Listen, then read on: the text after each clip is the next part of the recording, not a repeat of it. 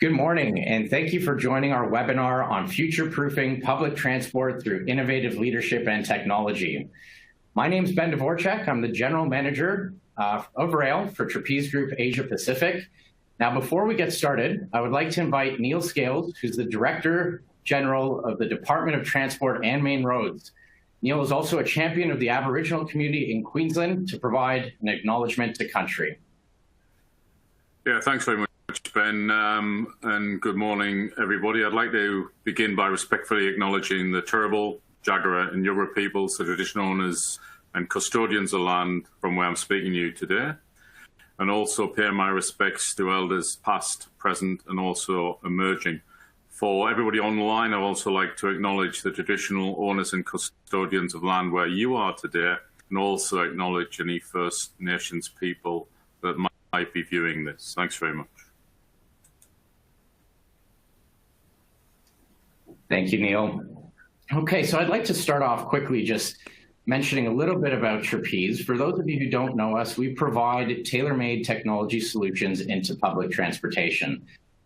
So public transport is our only focus, so we're very passionate about the webinar topic today and very happy to be facilitating the discussion with our panelists. So speaking about our panelists, they are some of the most distinguished in transportation, and it's really exciting. Throughout today's discussion, we hope that you will obtain ideas around leadership and technology for your strategic plans and how to deploy them in transport. But not only that, potentially how to plan your career in public transportation, and also get excited about what's to come with public transport in the future. So I'm coming to you from the very hot Brisbane today in Australia. We've got over 230 registrants. I think about 120 made it by the time I started speaking. A little bit about the flow of the webinar. So I'll start with a short introduction about each of our panelists. We'll then go into key topics. So each of the presenters will spend a few minutes talking about a key topic, which will start generating some questions from the audience. We'll then move to a Q&A session where I'll be using a lot of the questions, hopefully submitted by the audience, to drive some discussion with our key panelists. So a few things, I guess the most important one, please submit your question. There's a Q&A box at the bottom of your screen there. So use that, submit your questions. We will be monitoring them, and I will be using that to then drive discussions with our key panelists following the short presentation. There's also resources to the left of your screen. So Paul will be talking about some of the technology trends that he's seeing globally. We've taken the liberty of putting some of the information there if you're questioning what are some of these things, so you can read about it at your own leisure. And we'll also be recording the webinar. So for those of you that couldn't attend today or have colleagues that you think would learn from or find something beneficial that was discussed, please feel free to share it high and wide with other colleagues of yours. So I'd like to move now to the introduction of our panelists. So I'll start with Magda Robertson. Magda is the General Manager at Torrens Connect, which now runs the Adelaide Metro operation. Magda is an accomplished senior leader with 20 years experience in the transport industry, including heavy rail, light rail, and buses, and doing that within public as well as private sectors. At Torrens Connect, Magda led the franchise transition from public to private and is currently leading the delivery of tram and bus services for Adelaide throughout the challenges of the pandemic. She has previously worked for Metro Trains Melbourne, Transport for New South Wales, as well as Sydney Trains. Hi, Magda. Hi, Ben. All right. Hi. So the next I'll move down to Neil Scales. You can see his picture there. As Director General, Neil leads the Department of Transport and Main Roads with an annual budget of almost $10 billion, including capital expenditure of $3.5 billion and managed assets worth in excess of $80 billion. So Neil began his career in the UK with Sunderland Corporation Transport, and has since worked across a range of organizations and industries in several different countries. So Neil has direct frontline experience in engineering, manufacturing, consulting, transport operations. He's even built bus and rail stations and is a chartered electrical, mechanical, and civil engineer. Today, he is highly regarded as a transport executive and leader. Here I am. Thanks again, Neil. And over to Howard Collins. So Howard is an experienced transport executive who has spent more than 40 years working in the British and Australian transport industries. Currently the Chief Operations Officer for Transport for New South Wales, Howard is responsible for overseeing operations of all public transport, roads, and maritime services within Greater Sydney region.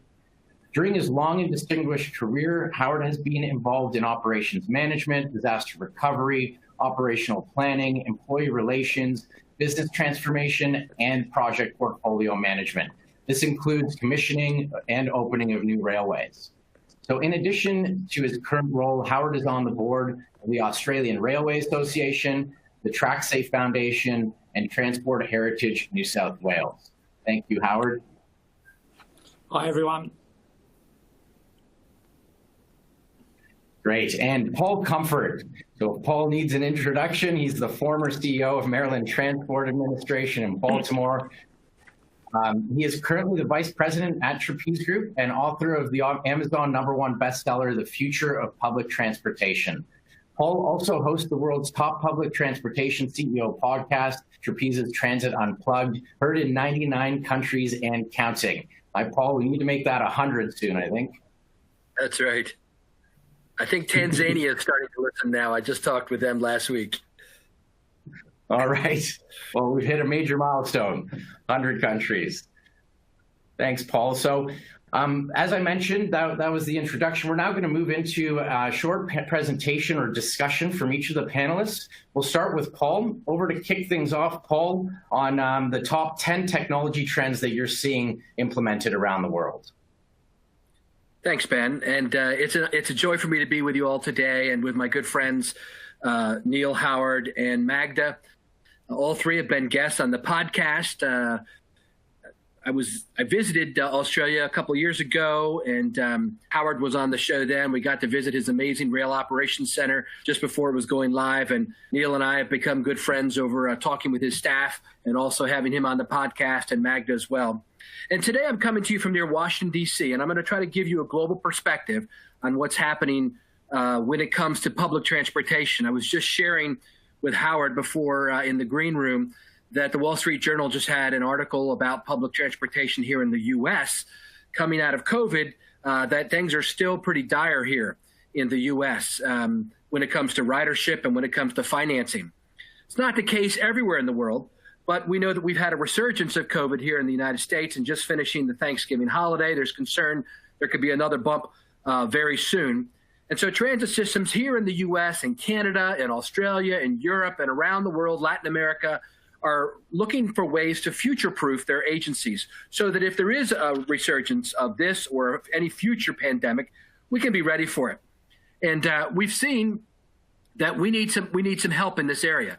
And so today I'm going to talk to you about the top 10 ways that transit systems can future-proof themselves when it comes to public transportation. And the first one I would say is zero-emission vehicles. Here in the U.S. and around the world, people have been moving to electric battery, hydrogen, compressed natural gas, CNG, as the three main types of zero-emission fuels. And why do I say that's number one? Well, here's why. Prior to this pandemic, public transportation had the reputation of being the clean alternative when it comes to mobility.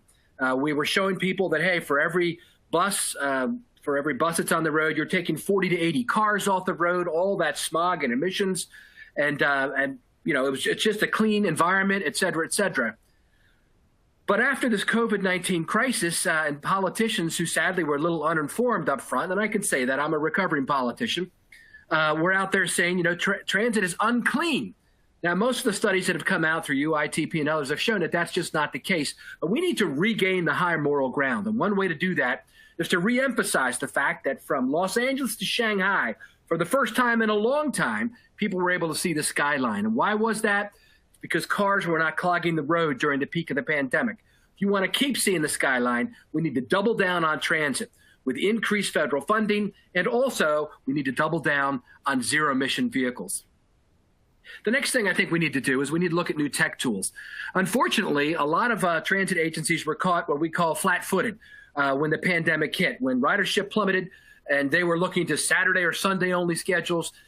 instead of analyzing route by route where the ridership was, where people needed to go, where essential riders were moving into. And so they were operating with a meat cleaver instead of a scalpel. You need the right tech tools in order to make sure that you can future-proof your transit agency. So you can plan, you can reroute service, you can adjust rosters and shifts quickly.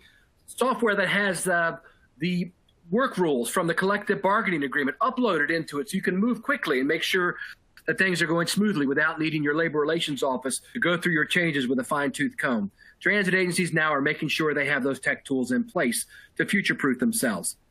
Another key is moving to high-frequency service. Right now, the big push is to do low touch. Anything low touch, which means people don't want to have to publish paper schedules anymore. And to be honest with you, they prefer not to even have to go time point management. Most transit agencies across the world now are looking at high-frequency routes for their heaviest used bus routes. So the bus runs on 10 to 15-minute frequencies, or headways as we call them, and people don't need a schedule at all. They stand there just like a train. The bus will come automatically every 10 to 15 minutes in theory when it's working right. The fourth key to future-proof your transit system is new software and hardware to better track your employees. You've got to be able to, especially now in this low-touch environment, you don't want drivers to have to come up and get paper schedules and manifests from the dispatch office and the controllers. You want them to be able to get it right on their handheld palm device or in the vehicle. You've got to be able to track where they're at. They've got to be able to do all their HR functions and their time punch in, not manually anymore. That's the way to future-proof. We also need to better track our assets, right? You need good asset tracking software. And you need to be able to know where your vehicles are in the yard. When I used to run Baltimore, and I've heard this in many places around the world, the number one place where we had access was on our bus yard. And so you need to know where they're at all times. Unfortunately, a lot of transit systems are still using paper up on the wall where they have the lot mapped out and a utility personnel walks through every few hours and writes down, well, bus 22 is here, bus 98 is there. That's no way to run a transit system in the 21st century. You've got to get the right software and hardware to track your vehicles. The fifth way people are future-proofing their transit system is through contactless faring. This is a big trend right now. I know in Australia it's probably more prevalent than it is in other parts of the world, but people are moving away from cash completely in some transit systems. Some are going fare-free, like Robbie Mackinnon, my friend at Kansas City Area Transit Authority here in America. Others can't go fare-free quite yet, like many have in Europe, but they want to move away from cash and they want to move to contactless cards. I remember visiting TfL, Transport for London, several years ago with Shashi Verma, the chief technology officer there, who shared with me, how he had just gone to this contactless Visa and MasterCard and how 40% of the people in 6 months who ride the tube and TfL buses had switched over. It was very popular, and it still is. And in places like Vancouver, Canada, they're doing wearables, bracelets, et cetera. So that is, again, anything contactless or low touch is the way to go. Real-time passenger information is one of the top two transit trends right now, with microtransit being also right up there at the top. And this basically means people are tracking how many people are on the vehicle and getting that information out to the public, either on their cell phone, their smartphone, or on big electronic destination signs. There was a survey done here in the U.S. and Canada just recently. That's one of the top trends. Real-time information about the capacity of vehicles. Is it full coming up to your bus stop? Those kind of things. That's what people want today. Microtransit's also even found a real place for transit across the world, even more than it was. So for instance, in Washington, D.C., when my friend Paul Wiedefeld had to cut down routes at night during the peak of the pandemic, and hospital workers could not get to the hospital after that on their shift, or night workers. And so the city of Washington hired a microtransit company to come, and each of the employees had on their phone an app where they could push a button that would triangulate their location, tell them where to go stand on the curb, and a van will come by and pick them up and their colleagues and take them to the hospital. That's the kind of niche that microtransit is finding across the world during COVID. Number 8 is online mobile trip booking. This allows more control for passengers, especially when it comes to passenger transportation, individualized transportation for people with disabilities and the elderly. They can book their own trip online. That helps reduce the need for these big call centers. I used to run for 5 years Washington, D.C.'s paratransit system, and I'd have 60 people in a call center, a reservation center right next to each other. You can't do that during a pandemic. So we need to reduce the need for all these folks to be sitting next to each other, and it also puts more control in the hands of the passenger. 9 and 10, I'm sure, are familiar to you. The 9th and 10th ways to future-proof your transit service. These are autonomous vehicles. The first one in use in the world in regular route public transportation. Trapeze actually helped make this happen in Switzerland. I went there and got to visit there and did a podcast on it a couple years ago, and now they're all over the world. People are finding amazing uses for them. Again, a very low-touch environment. Number 10, mobility as a service. Started in Helsinki, Finland, and now spread across the world. Here in the U.S., Dallas, Texas, I think is the best example of it. David Leininger, who was the chief financial officer and has now stepped into the role of acting CEO there, helped develop this app where there's 10 different mobility options in a city. Some operated by DART, the transit system, others operated by, people like Lyft and other rental cars and rental bikes, e-bikes and e-scooters, all on one app where you can push a button, you can plan for your trip, you can pay for your trip, and eventually subscribe. These are the top 10 ways to future-proof your transit system. If you want to know more, take a look at our website. I've got many blogs on this exact topic and what the next thing is people ought to be doing, which is, for instance, in commuter trains and commuter buses, focusing on families to ride transit service. Take a listen to my podcast, if you don't, transitunplugged.com or wherever you get your podcasts, and let me know if I can help you in any way. I'm here as a transit evangelist from Trapeze to help you in your transit system anywhere in the world. Thanks, Ben.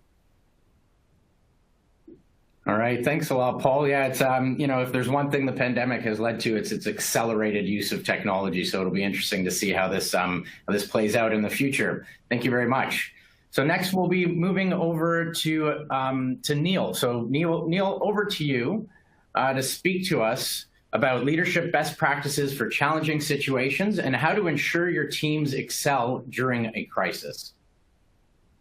Yeah, thanks very much, Ben, and thanks, Paul, for the intro. I think one of the things I've been practicing for the last 30-odd years now is an authentic leadership style, which some people think it's, well, what you see is what you get, but it's much more complicated than that. It's basically the leader, the led, the task, and the context.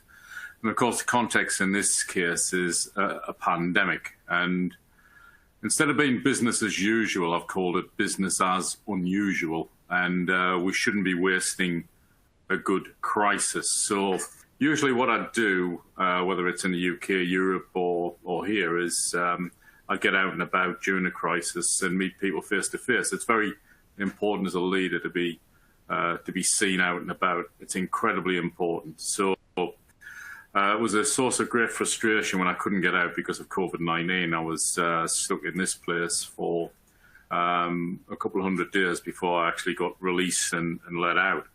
So on the communications side, and it's very important as a leader to communicate, since that point in mid-January, I've done 97 DG messages, 41 videos, 17 external stakeholder updates, and I also opened a direct channel to the workforce. And the workforce in this place, there's 9,240 of us. So direct channel to the DG, you got a response within 24, 48 hours, so you could ask about anything you wanted. In the early days, it was all about home working, and we took our time on the home working front to make sure that the technology worked. And when we did actually put our business continuity plans in place, which is working from home, 44% of 9,000 odd people started working from home. Now, we've wound that back to about 18%, but that's going to be embedded in our ways of working going forward because we've seen absolutely massive increases in production. Now, you've got to be careful on the mental health side because we are human. We do need human contact. We need the teamwork. And the thing that always bothers me is mental health of our people, because if it's just a normal commute, you've got a start point and you've got an end point. Now, if you're working from home, that end point isn't there. So we're seeing people potentially working longer into the evening or starting earlier in the morning. So you've got to be able to pace yourself, and we're also keeping a weather eye on that. So communications is the first thing as a leader that you need to ramp up, and so that's what I did. The first video message was me in a suit, short and talk. This is what we're going to do to flatten the curve of COVID-19. It's gone much more, this is me and this is what we're doing. And over the last few videos, I've moved away from COVID-19 because, let's face it, colleagues, people are fed up hearing about COVID-19, on what's happening in the department and what's next for transport in all its forms. So customer service was the next bit as an authentic lead, I was practicing. So all 90 of our customer service centres have been open all the way through. So they're providing registration and licensing information. We've operated a full bus, rail, ferry and tram service all the way through. So those essential workers can actually get to work with social distancing. And the other thing we did, we added in additional peak services. That's 5 days a week, Monday to Friday, morning and afternoon peaks on bus and on train. And one of the other things was, well, what happens to our ports? We put some pretty strong controls in our ports, which worked incredibly well. We've only had a handful of cases, really, which were detected and isolated before they actually got on shore. We got 21 ports. And I was also worried about the supply chain, particularly for our capital program. Our capital program last financial year was 3.1 billion, but we actually delivered 3.4 billion. We didn't stop a single site. And the way we did that was communicating with our partners and making sure that they'd got proper COVID-19 plans in place.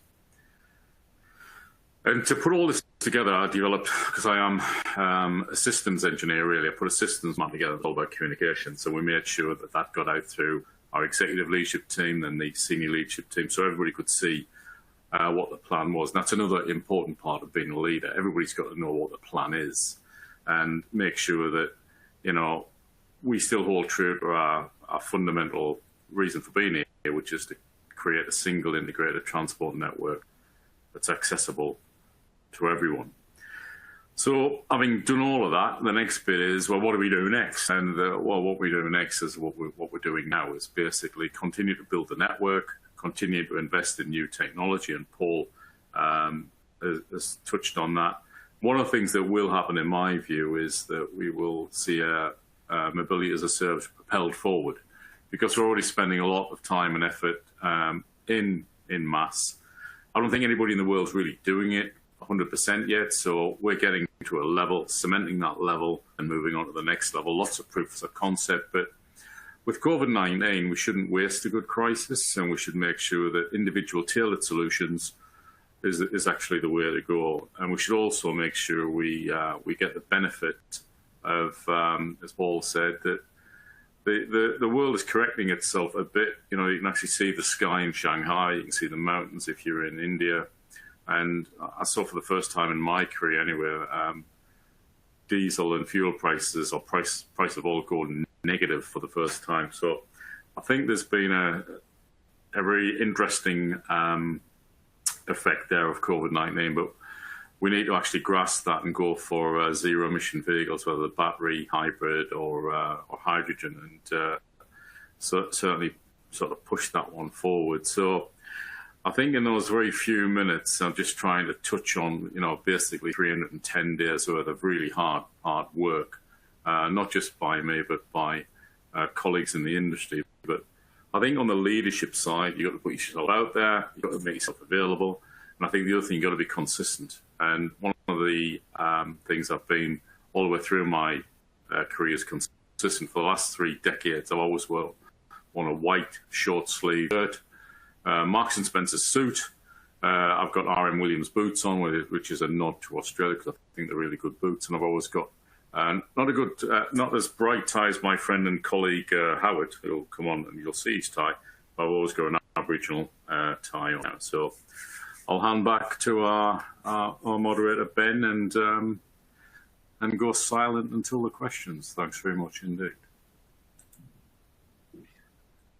Thanks, Neil. That was really great, and you know, I'm sure consistency, honesty, and authenticity is definitely that, you know, something that your leadership team has appreciated and has driven the success that you've been able to deliver in Queensland. Really appreciate that, and I really like how you sort of mentioned not wasting a good pandemic. So it's something that's new to me, but I'm you know, there's so many good things that can come as a result of this, along with a lot of the bad, that we need to start focusing on that positivity that can come out. So thank you so much for that. Now we will move over to Magda. So Magda, I will now pass the floor to you to talk about how you've used technology to adapt to change, and specifically how technology has supported new tram operations during the pandemic. Thank you, Ben. Welcome, everyone. It's super interesting because I think the physical component of technology, I think it's been a little bit slow on the uptake. Definitely, you've got a lot of data out there. And as I guess Paul alluded before, we are social creatures. So I don't necessarily think that demand for our transport will be too slow to return. I can give you my personal experience in South Australia, in Adelaide, prior to our most recent lockdown, our second wave. I was around 90% with the patronage. But let's talk about the stuff that is available, which is the data. And I know Trapeze has some excellent data recording modules that we use, and we get a lot of feeds from that. So what is the data? What is that information telling us? Well, it's telling us that the pandemic has had a dramatic impact on people's mobility patterns. What does that mean? For me, it means that some of the most basic hotspots now aren't the city.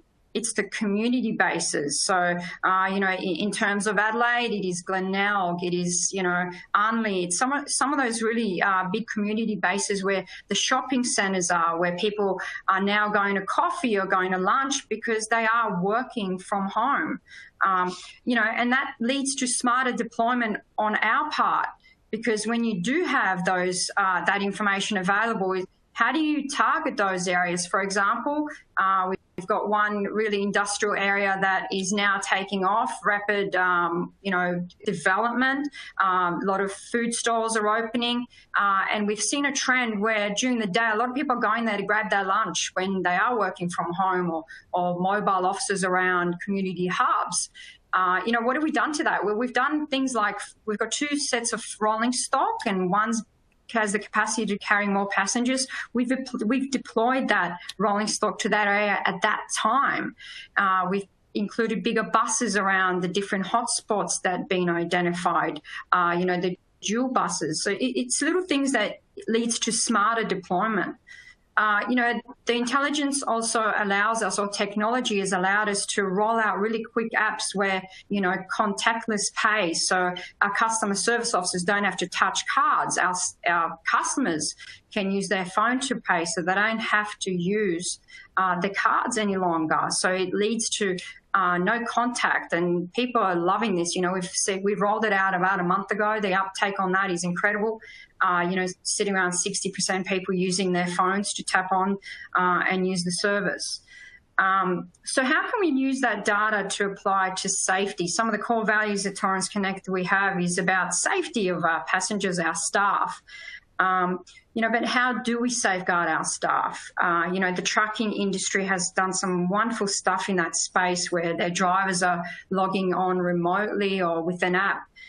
The challenges we have, of course, particularly with light rail and heavy rail, is our rolling stock's back at the depot. Our drivers need to come to the depot, to pick up the rolling stock. But do they really? Have we really explored the notion of decentralising? Have we explored the notion of having apps where we sign on and the drivers can pick up a bus or a tram halfway through the route? And financially, commercially, and as a greater customer experience, what does that mean? That is something definitely we're looking at. Then you've got things like the OCC. Paul, you mentioned you visited the Rock. My OCC. How do we run a remote OCC? Right now, all the operational control centres are in a bit of a lockdown. Therefore, you've got security to come. You've got to get clearance to come in. You don't want to expose your staff to infections because, when you do, that control room's shut down and your operations can shut down. So we're looking at running an OCC from a laptop. This is where I'm talking about when I'm saying technology. We need that physical technology to be a bit more rapid because it's that kind of stuff that's going to decentralise us. Digital, like Ben, I think you mentioned, digital, adaptation has had a quantum leap because of this pandemic. What does the future look for? Like, what does the future look like for us? You look at the airports, they've got this wonderful technology of facial recognition and Why can't we adopt that on transport? I understand we have a highly unionised workforce, but, if we were to use facial recognition, temperature checking, stuff like that, someone boards and they've got a fever, you're not coming on. There's a lot of good space being done around, hand groups. There's UV hand groups that are being explored where, desanitizes it. And when you put your hand on it, it desanitizes everything and you don't catch anything. And there's artificial intelligence. There's a lot of good stuff being done in a lot of very, universities, Monash, Flinders. There's a lot of research being done at the moment. How do we entrust everyone to come back on our transport? There's a lot of good stuff being done in this space. Yes, we've got the data and we've got the intelligence. It's the physical stuff that we really need to big push on. I'll just bring back to Ben. Thank you, everyone, and I'd love to hear some questions. Thanks, Magda. That was really insightful, and I think I'm hearing a consistent theme coming across around communication. So, communication becoming ever so important, and we'll circle back on some of that stuff in Q&A. So over to Howard. Howard, let me just switch the slide here. Will speak to us about how technology plays a key role in delivering future-proofed and integrated transport networks. Over to you, Howard. Thank you very much. Hopefully everyone can see me. Great to get engaged with you, and just a big shout out for everyone doing it tough around the world. I think we live in a little bit of a bubble here in Australia in many ways. Talking to my friends and family in the UK and the US, every sympathy, and keep going, because hopefully we'll all find a better solution. Hey, great stuff from Neil and Magda. I just wanted to add how we have leveraged a lot of our technology. We're going to spend in the next 5 to 10 years $93 billion on transport, of which $63 billion is going to be on public transport. We're going to build out of this crisis, and we're going to create a great technical and innovative driven city. Many cities around the world have had automated trains. We have just got one little line, and they're coming. But I wanted to share with you a little bit about the technology we've been using. As Magda talked about, we have a lot of data out there. We have a lot of information on our Opal cards. We have a lot of information from Google. We have fantastic live traffic now, which gives people an oversight of what's happening across the whole of New South Wales, not only for the public transport network, but also for road users, also about flooding, about bushfires. We've connected that all up in 3 months, whereas I think we're talking about a 2-year time frame. Let's get down into a micro area, though. We have been using our Opal data to tell customers how full services are. We're very lucky. With 8% of our rail network, for example, weighing each carriage, we can now push information to registered Opal users how full their trains are. And what we're doing is we're using a bit of new technology which works out your regular pattern, if you have one, and sends a small text message to you saying, Howard, you normally catch the 6:04 train in the morning, but it's looking a bit busy today. So how about you catch the 6:19, which is a little bit later on, because we're reading the data real time. And that's updated every 30 seconds, by the way. So we're not only allowing people to access some of this information, but we're also giving people pushing data to them when they want it to work out what their best journey is. This is part of social distancing, but it's also really useful for the future, because we've got to keep up with some of our other micro-transport users. We've got to make sure that if you're travelling on public transport, like you travel in your car and Google Maps starts telling you there's an alternative journey which is 5 minutes quicker, we are planning to do the same on public transport, so that if there is a choice, and let's say there's a bit of a, God forbid, a delay on the rail network, it might offer you an alternative. It might offer you an alternative to say, hey, want to jump on one of those e-bike scooters, or maybe even use the bus service.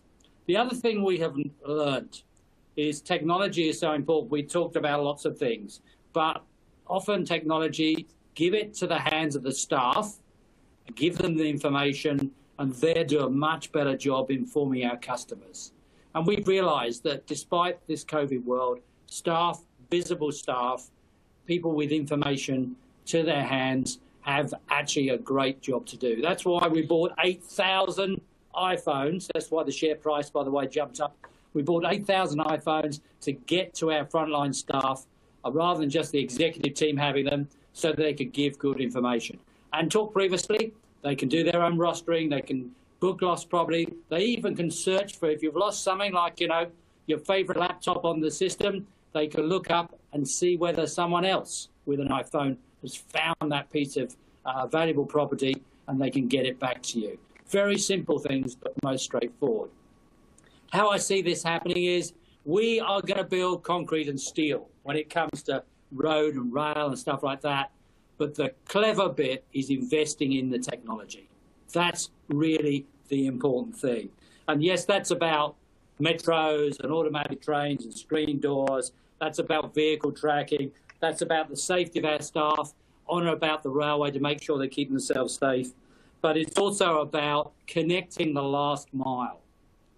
My job in this new role is trying to make sure we look not just at the perfect world of rail or bus or ferries, is to try and make sure we keep a track on this stuff day by day, minute by minute, end to end. As Magda talked about our rail operations centre, $300 million worth of investment, not only in bricks and steel, but also in technology. By the way, you should be very proud, all you Americans out there. The overview, the second biggest screen in the world, 35 metres long by 4.5 metres high, was made in America. So be proud of that, you Americans. It's a great bit of technology. And if we put up the big screen, and we can see what's going on. But the other thing is being able to monitor everything remotely. When we got COVID, we actually pushed out a lot of the people in the ROC and were able to use other locations, so we didn't have that big risk of the concern about cross-infection and in the rail technology. There's so much more going on, but I would say my advice, Paul's top 10 list is a fantastic list to work through. My advice is customers want a connected end-to-end journey. Let's think about that before you even wake up. Your phone is pushing information, and so you wake up and you get that information and you know what the travel is.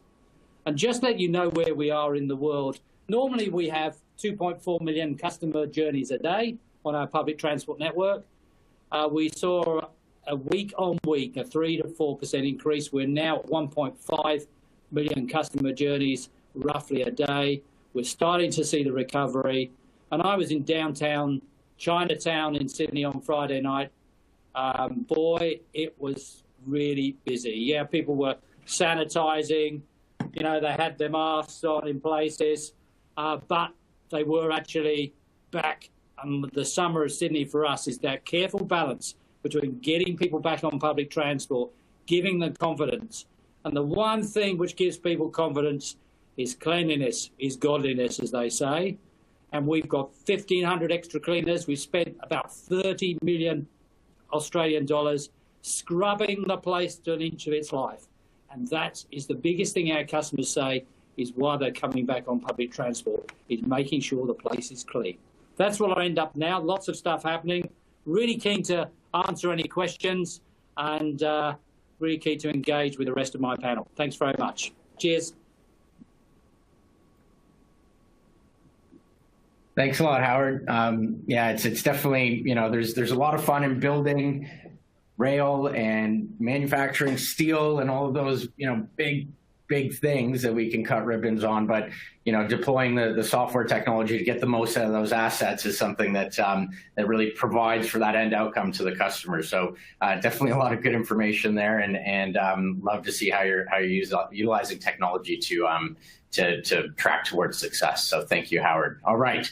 So moving towards Q&A again, please, echoing what Howard has said, please submit your questions.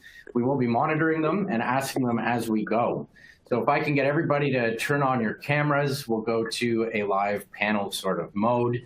And I will kick things off. There's a question that came through for Neil. So, technology has always been key to your strategy. Neil, I've got a bit of an intro to this with Bluetooth counters to keep an eye on traffic around when the Gold Coast was going through the Commonwealth Games. You have Green Path technology for emergency vehicles, as well as now electric vehicle, integrated autonomous, and mass. So the question is around what technology, that you've seen has been the most useful in managing through the pandemic, and a specific question around the technology that you use to reach out to your staff.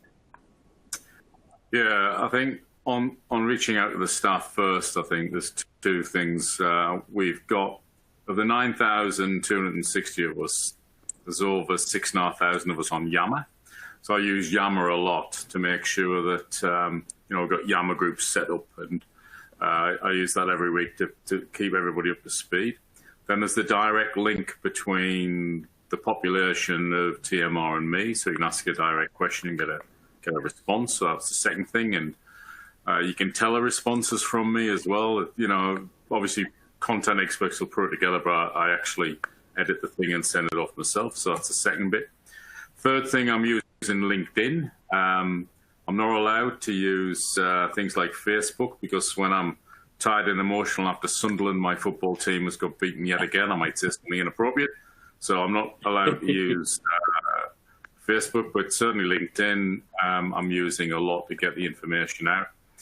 The most important thing, I think, has been that we've all got lots and lots and lots and lots of data. We put probably 280 data sets on the Queensland portal every year, but it's the information. We've got a marvelous analytics team that presents me with things on a we call it the placemat. It's about an A3 thing, and it's got all the data in sort of one place at one time. So I think the information I've got, so we've got to be data-driven, information-led.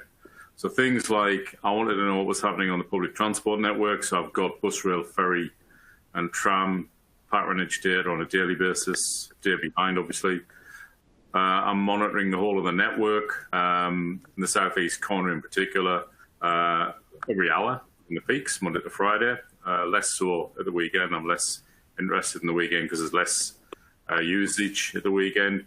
So I think the key thing is just the integration of all the data, and it's got to be accurate, it's got to be relevant, and it's got to be timely. So I think, and Ben pointed out the fact that, Google Maps is great and Google Information is great, but it's about 15 minutes behind. So we put a lot of Bluetooth counters. It looks like a square plate on the M1, so we could work out what was happening in real time. So I think accurate, relevant, timely, and real time. I think there's a caution to this as well, though, colleagues, because you can get paralysis by analysis. So you've got to be really careful which you ask for, and you've got to make sure that it all works. I'm a visual sort of guy because I'm really a systems engineer, so these are all maps of projects, and the thing that looks like a roll of wallpaper is the $3.1 billion worth of last year's capital program. That'll be replaced by an even bigger roll of wallpaper after tomorrow's budget when our capital program comes out. So I think you've got to use what you've got. You can't use the internet all the time because Mr. Google sometimes gets it wrong. So you've got to make sure the veracity of the thing's right. And what I have been doing is every 2 weeks we'll have a functional recovery group for all my key stakeholders. And I've kept them going. I've kept the cadence going because it's just my view of the world as well. So people are seeing what I'm seeing, and I'm sticking things in like, we've got 3 viable serums now. One of which, of course, the first one is it's not from protein, it's genetically modified. So you've got to transport it at -70. So I've never seen anything transported before at -70 before. So it's going to be interesting how that works. Yeah. The other 2 serums can keep it just below room temperature. So things like that I'm putting out into the field as well. So I think it's all about information-led, data-driven, but you've got to be accurate, relevant, timely.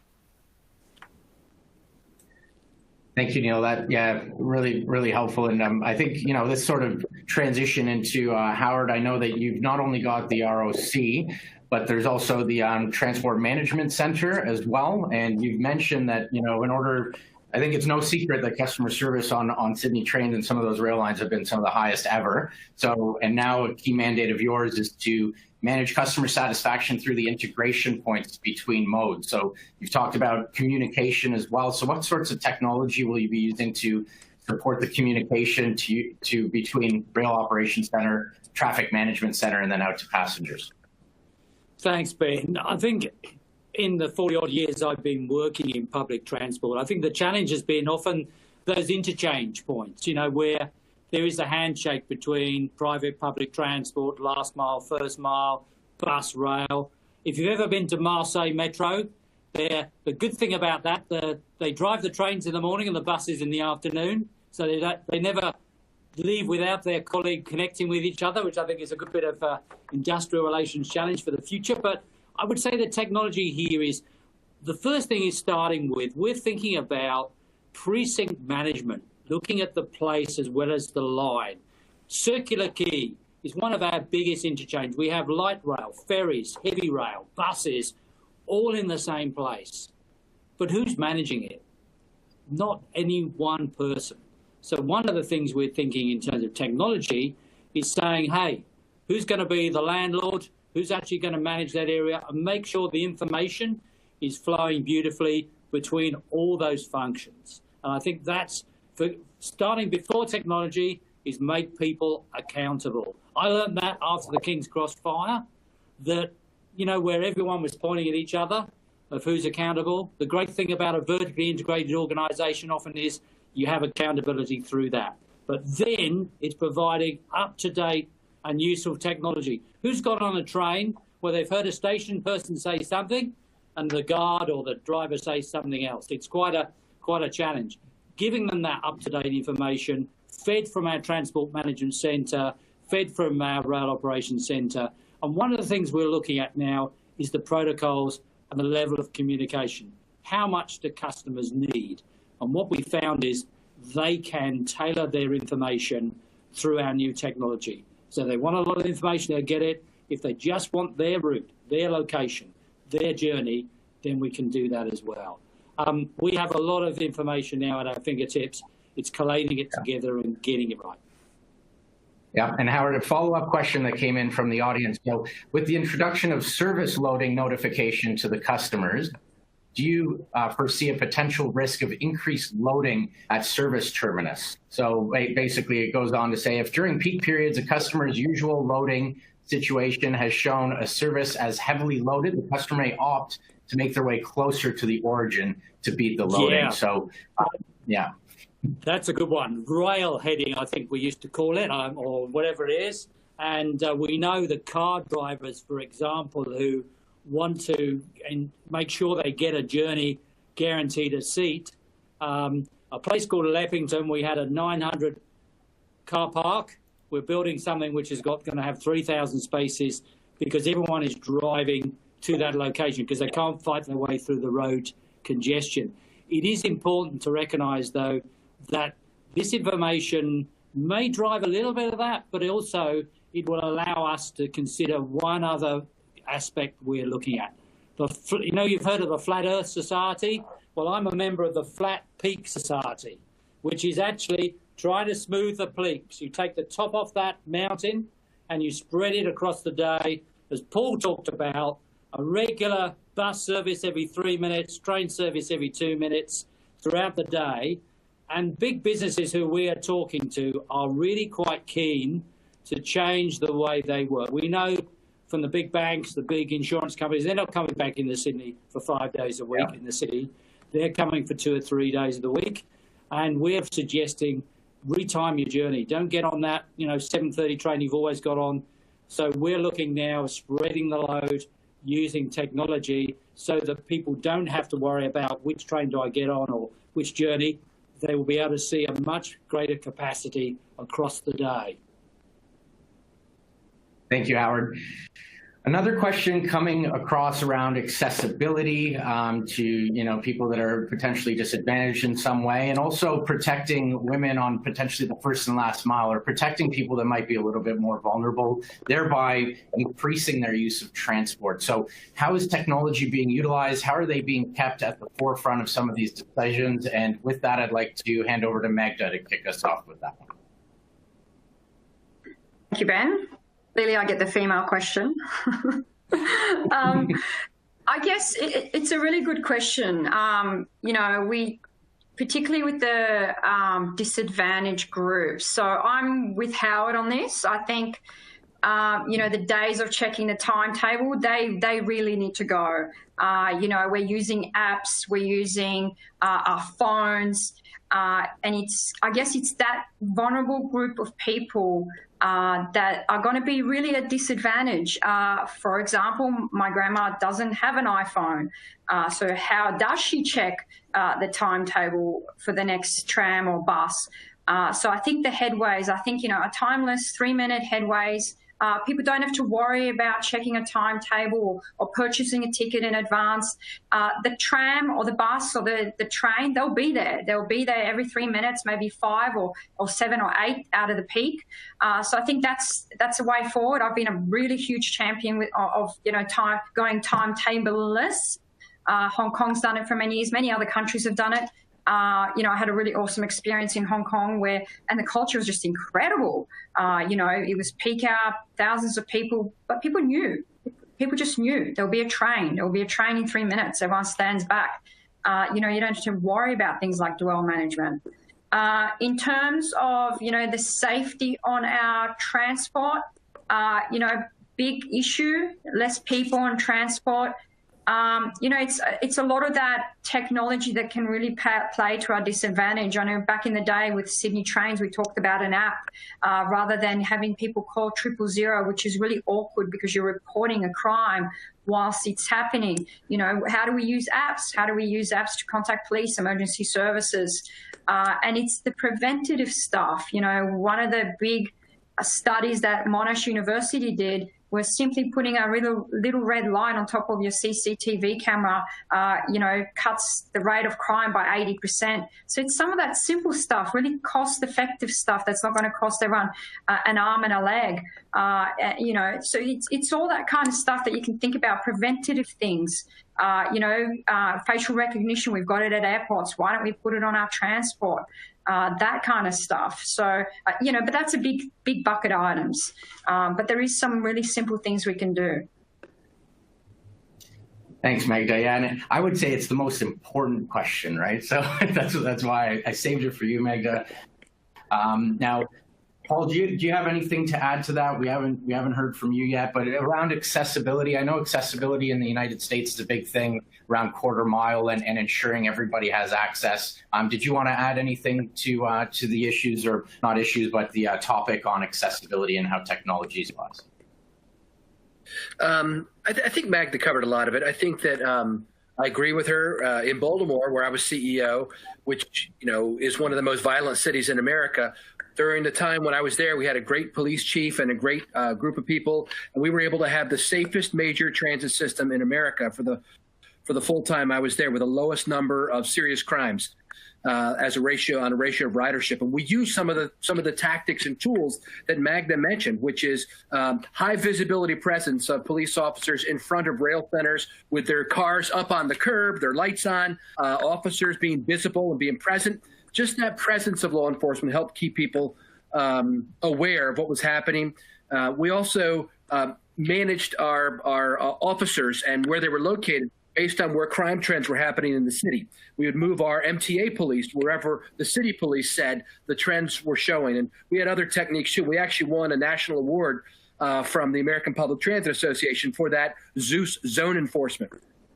So safety is key. But Ben, now safety's taking a different tack, right? It's not just crime, it's safety from the virus. And so I think that's something we need to keep in mind. Yeah, no, I agree, Paul. And yeah, safety and accessibility, right? So it's definitely a mode of publicly provided service that brings people together, and we're all mobile creatures, so more important than ever. Now, Magda, back to you. So this question's around leadership. So you've just gone from transitioning from a publicly run transport organization through the Adelaide DOT there to a privately run multimodal integrated transport network, and you've done it all through COVID, right, through the pandemic. So how did you keep, and one leader is key to you, how did you keep your leaders on track and do things so successful? Yeah, and it's a really good question because, people want to work from home and, and how do you do that in a transport system? But Neil's 100% right. It was all about the communication, the engagement, being just out there. We don't have the luxury of having drivers or OCC staff or maintenance crew working from home. So I was blessed in that sense because everyone that had to be here was here. So my comms were regular. I had everyone here. I'd visit the depots. I'd speak to the drivers. I'd speak to the OCC. And you just engage your staff. It was some of the quick bits that we did was just acknowledge the transition period and we engaged the AP, we engaged psychologists. These were people that were in public service for many years. I had one gentleman who was in his 70s, so he spent 56 years working for the government. So it was a bit of a culture shock for these people because they thought they had secure jobs. Well, the beauty of that is they do have secure jobs. We came on board, we very much got onto the message in the forefront of talking to our staff. Your job is secure. And, one of the key things that I did during those workshops and those roadshows is I told them that, you're part of something bigger than yourself. You're part of transport. COVID was a classic example. We kept going.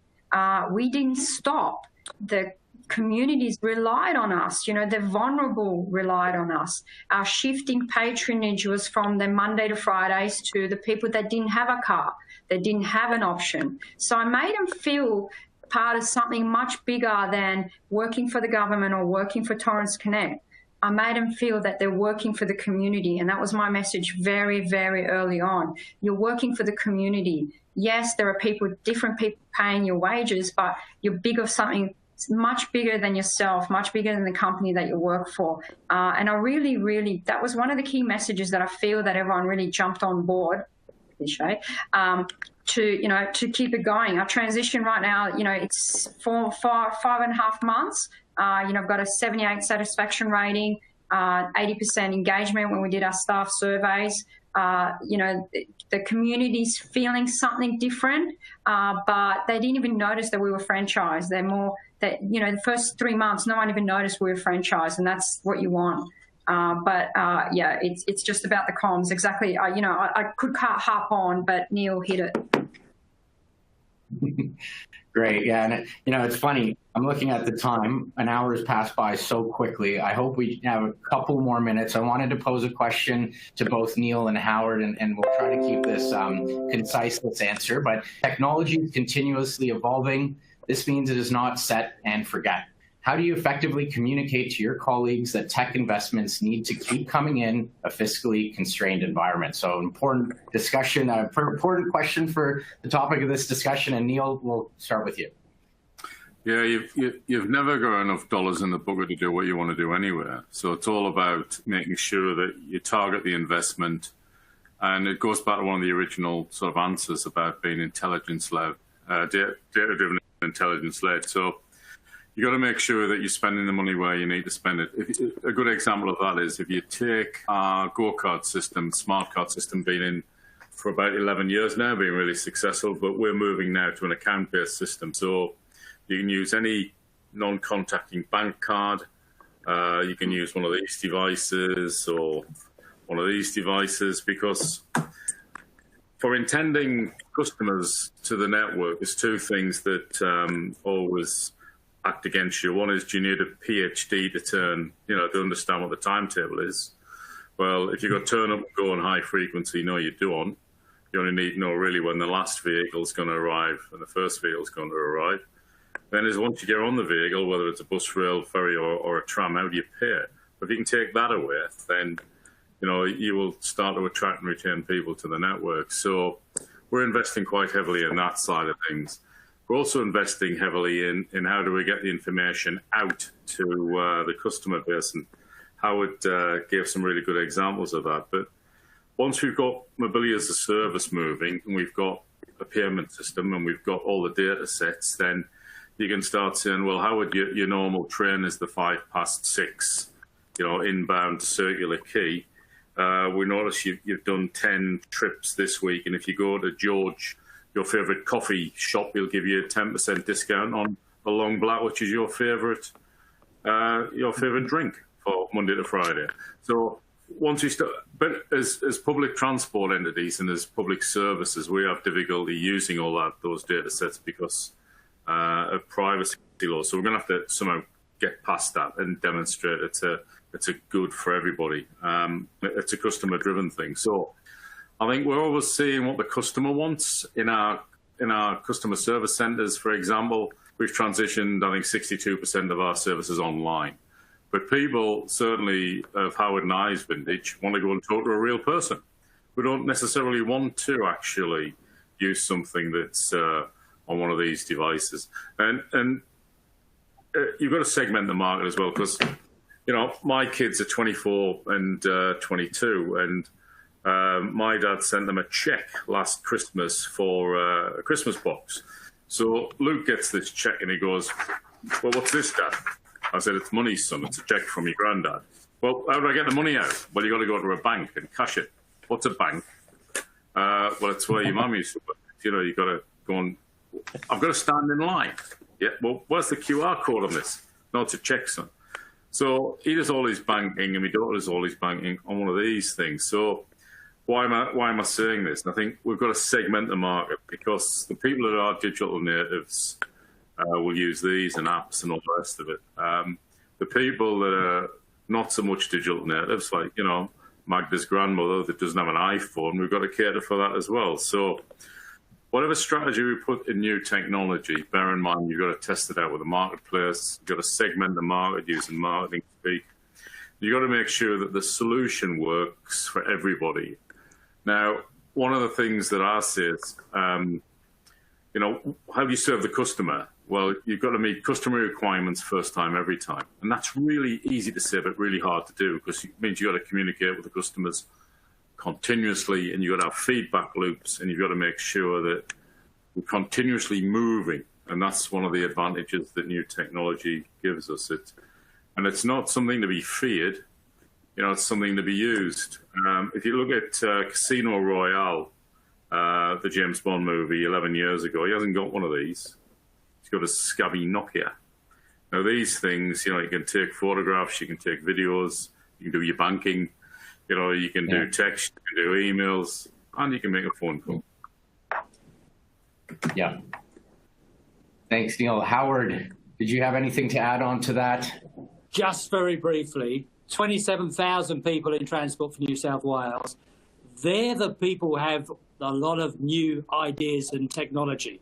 Last week, 3 train drivers did a pitch to us about some technology. Both of them they're either studying computer science or they're. Don't forget, your workforce has a lot of knowledge. In the past, they were carpenters and plumbers. Now, they're often doing big degrees. And so remember that. That's my only piece of advice, and I'll keep it short and sweet because I know time is running out and the meter's running out on the webinar. But that's another source of great innovation and technology is your people. Yeah, he Howard. Holy. Great. Okay. Yeah. And we see that more and more with the different industry events and the pitches happening at them. So it is time to wrap up. Thank you, Howard. Thank you, Magda, for sharing your story with us, and congratulations on a successful transition in Adelaide with Torrens Connect. Thank you, team. Thank you very much. Yeah, sorry, go ahead. I just wanted to shout out to everyone. Thank you so much for having me. Thanks, Magda. Thank you, Neil, for your time today. Your story to date is one of inspiration, and can't wait to experience firsthand the evolution of transportation in Queensland under your leadership.